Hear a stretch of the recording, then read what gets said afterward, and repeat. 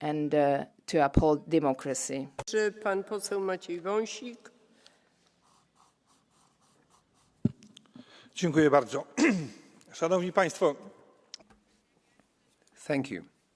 Ladies and gentlemen, just a few days ago, Hau Virkkunen took part in an interview with Deutsche Welle, the German radio station, and said that there has been, or there should be, an intervention in the elections in Poland. In Poland, we're afraid of such an intervention. We're afraid of plans to carry out an operation similar to Romania, the Romanian variant, the idea being to undermine the legitimacy of electoral results. And in all likelihood, this will happen. I would like to say to Ms. Virkkunen that we in Poland have no desire whatsoever for anybody to interfere in our elections. If that were to happen, that would be an attack on our democracy. The European Commission has to get its fingers off Poland. Thank you. And I give the floor to Cynthia Niwerku. Every year, thousands of Europeans are put on long waiting lists for organ transplants. At the moment, Europe is a patchwork of different systems. Every member state makes its own transplantation arrangements. Some countries have donation programs that are well developed, but other countries are struggling to service the demand. It's often a geographic lottery whether a patient will survive or not. That's not acceptable. If resources and data are shared cross-border, the European Union could develop a shared framework with standardized practices, a unified database. We can reduce the time it takes to find suitable organs for patients and save lives in this way. The European Union has taken steps to develop a more unified approach with the Organ Donation Directive, but there's still a lot more to do. This is an EU issue. The European Union has to develop a framework for a system that will be transparent and rapid, functioning across all member states. Thank you. Dziękuję. Głos zabierze pan poseł Andrzej Nowakow. Thank you very much. I give the floor to Mr. Novakov.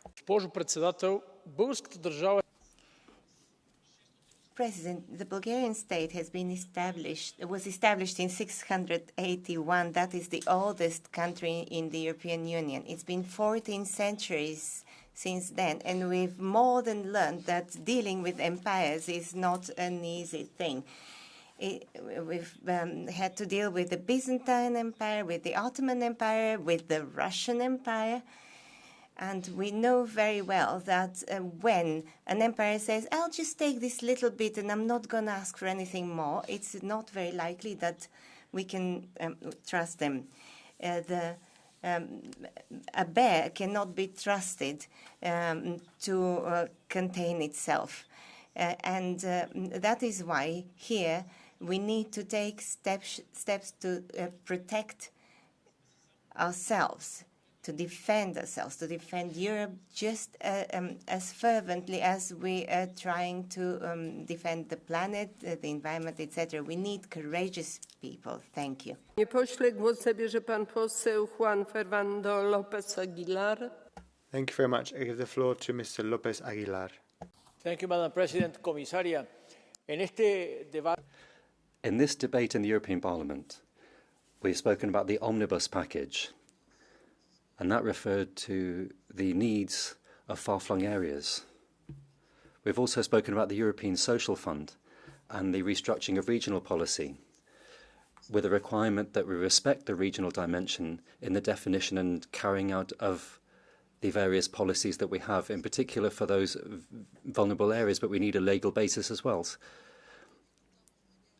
And then tomorrow we'll be talking about the Returns Directive, because these are regions on the external borders that, in any case, show what happens when we discuss the disaster in Reunion Island and the need for a response for areas that are increasingly exposed to extreme weather phenomena. that we have a specific legal basis to protect regions that are specifically vulnerable on the borders of the European Union. That's very important. And therefore, Commissioner, with your indulgence, with regard to the external borders, please bear these ideas in mind, because we want to restructure our policies. We cannot ignore the fact that we need to concentrate on the areas that need us the most. Dziękuję bardzo, panie pośle. Głos zabierze pan poseł Julien San. Thank you very much. I now give the floor to Mr. Sanchez. President, colleagues, the Parliament's Bureau decided in secret in December 2023 to renovate a European Parliament building, the SPAC building. It will cost between 450 and 490 million euros. And that's despite the fact that Parliament is the official seat of the Parliament. So those are the figures, astronomical figures, despite the fact that we have a very difficult financial situation in the EU. You know, look at the Parliament building of the Commission. That cost 5 times more than initially forecast. Europa building, Court of Justice building, it was the same. It's going to be another fiasco. We need to have a breakdown of the costs. Strasbourg is the official site of the European Parliament, and yet you are spending things that cost 114 million euros per year. Is this in line with your Green Deal? How can you justify these renovation works? Let's stop shuttling back between Brussels and Strasbourg. It's environmentally senseless. Instead of spending almost 500 million euros on the SPAC building, stay here, and that money could instead be spent on projects that are actually useful to European citizens. Thank you. Thank you very much. I now give the floor to Mr. Tarziu. Mulțumesc, doamnă președinte. Thank you, President. Dear colleagues, I would like to warn all of you when it comes to the democracy in Romania that is terribly endangered. On the 6th of December last year, something unprecedented in the EU happened.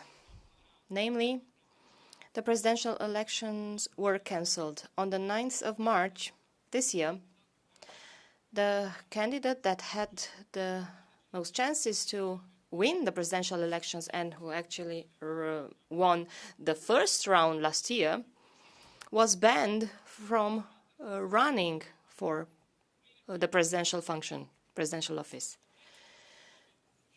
Tomorrow, the political parties that do not correspond to the new Romanian politics might also be banned.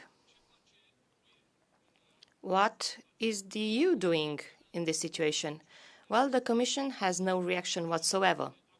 There are officials that are actually covering this abuse.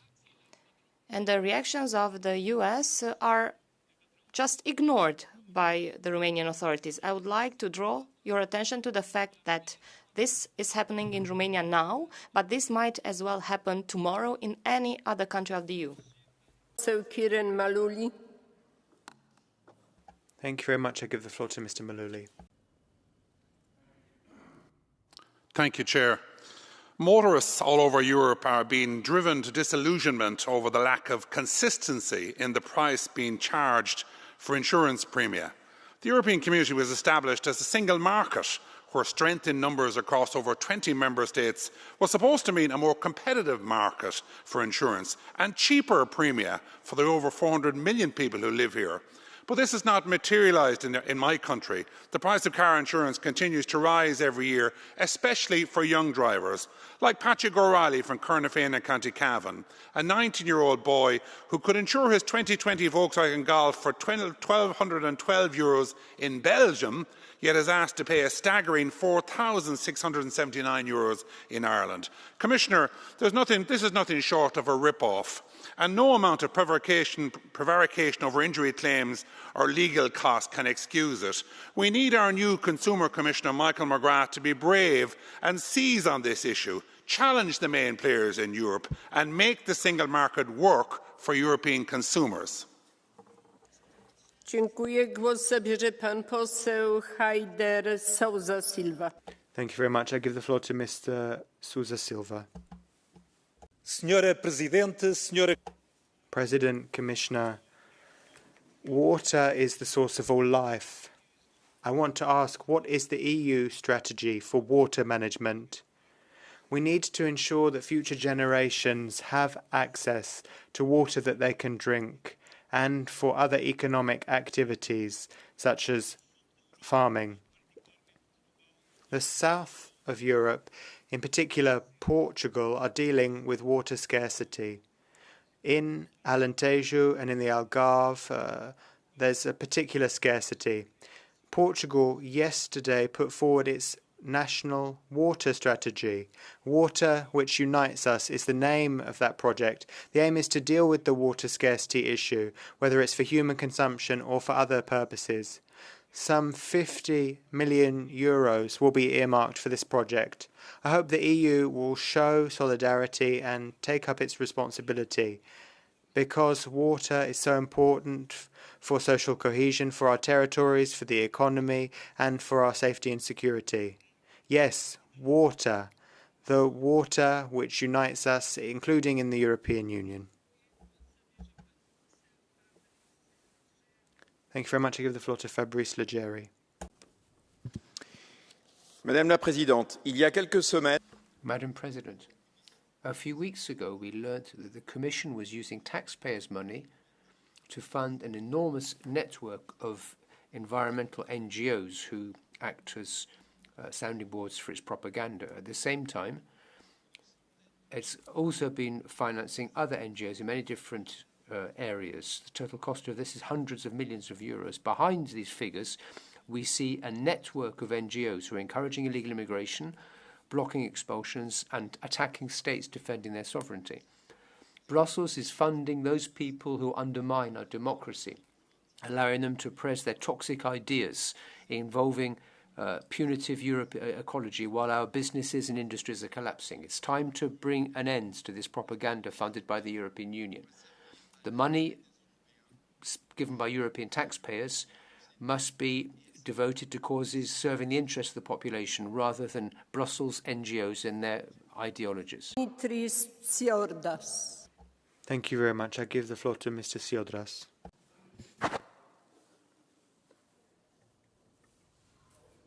Yes.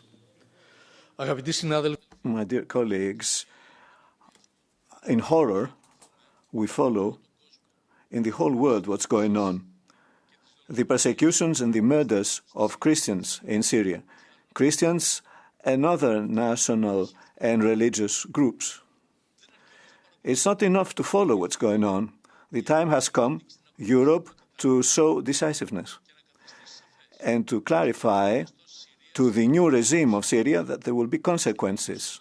They have to stop the assassinations, and the guilty parties should be punished. The Christians in Syria are there for thousands of years, and today, in 2025, they're in danger. They're going to be eliminated. It's something that in no case we can follow without doing something. Thank you. Dziękuję bardzo, panie pośle. Tym sposobem zakończyliśmy ten punkt porządku obrad. Thank you very much. That closes this item on the agenda. The sitting continues tomorrow at 9. The agenda has been published and is available on the Parliament's website. The minutes of today's meeting will be approved for tomorrow morning. I close the meeting and wish you a good evening.